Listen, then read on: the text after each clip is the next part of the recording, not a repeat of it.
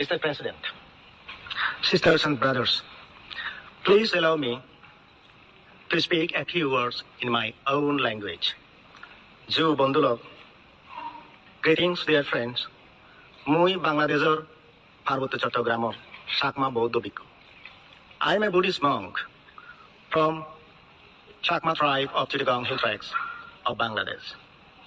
Ju, thank you. My mother tongue is really the only thing which has been left to me. I have already lost my land, my traditional way of life, my family, and my friends.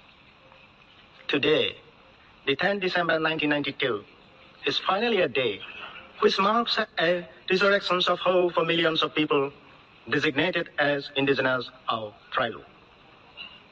Let me present the situations of these people of Asia as I have seen it. Throughout Asia, you will find indigenous and tribal people. Their lives have become a daily nightmare, an ocean of suffering. It is only the intensity which varies from one country to another, from one moment to another. The problems have the same roots: non-respect for human beings and their rights. There is no respect for our culture, religions, or traditions. The present situations of the indigenous and tribal peoples of Asia is not just a problem.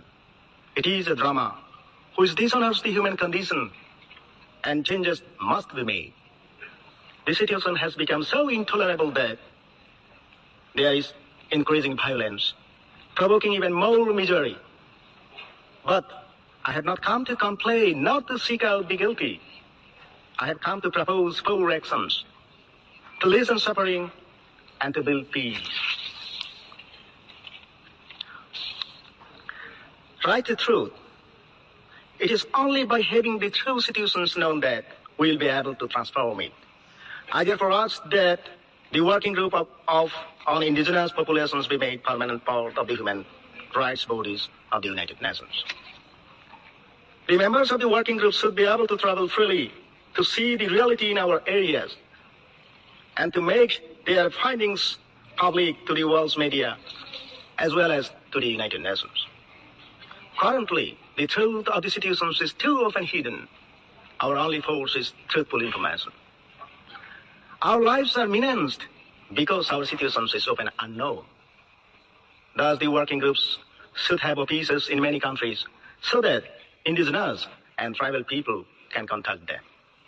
We will then be able to live in harmony with all the world. B. The right to land. Precise territory must be set out for the indigenous and tribal people.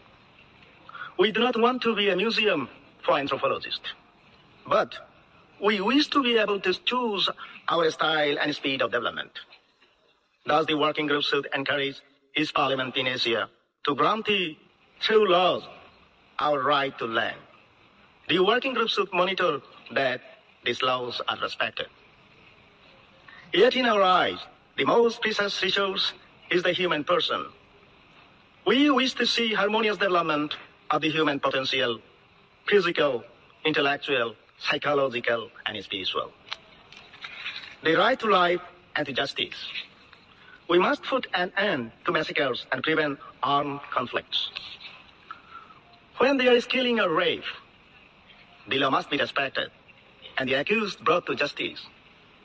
The working group should encourage respect for law and its re-establishment when it has been weakened. The impunity of guilty parties is an insult to justice and dignity.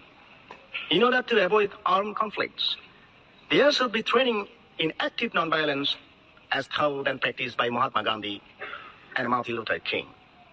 We therefore ask that the working group organize such training, drawing upon such people as the Venerable Thich Nhat Hanh, Sulok Sivaratso, and Adolfo Perez Esquivel, and such specialist organizations as the International Fellowship of Reconciliation. The rights of the child. You have had the wisdom to recognize the rights of the child by an international convention in 1939. For indigenous people, our children are our only hope. I therefore ask that UNICEF help to implement the rights of the children of indigenous and tribal people especially the right to education. Most of our children are currently deprived of this right through lack of schools, teachers, and equipment. I therefore ask UNESCO to mark 1993 by giving a scholarship for higher education to indigenous and tribal youth. If their potential is fully developed, these young people will help the whole of world society.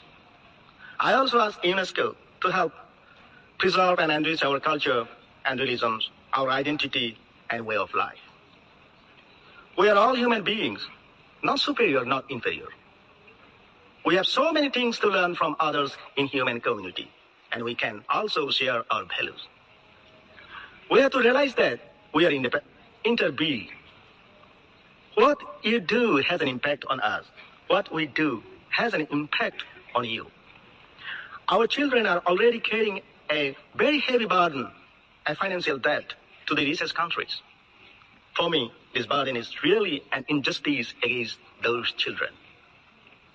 We, the indigenous and tribal people, must also recognize our past mistakes. For instance, we have not fully respected the dignity and rights of the women in our communities.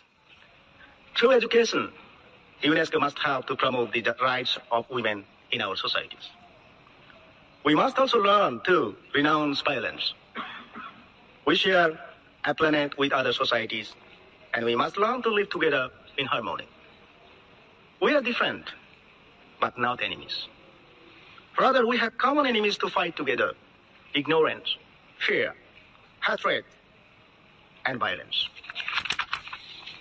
We can be mutually enriched by our differences. In fact, it is the diversity which creates our richness. The path of reconciliations between our peoples must involve respect for justice. There is no way to peace. Peace is the only way. Thus, the United Nations must promote a new human culture, that of nonviolence based on the respect of the person, truth, and the rule of law. Thank you very much for your effort to know us, to recognize us, and understand us. This cry of distress, by your help, comes today, this 10th of December, a cry of hope from my heart. Sabbi Shotta Sukhita Hontu. May all beings be happy. Thank you very much.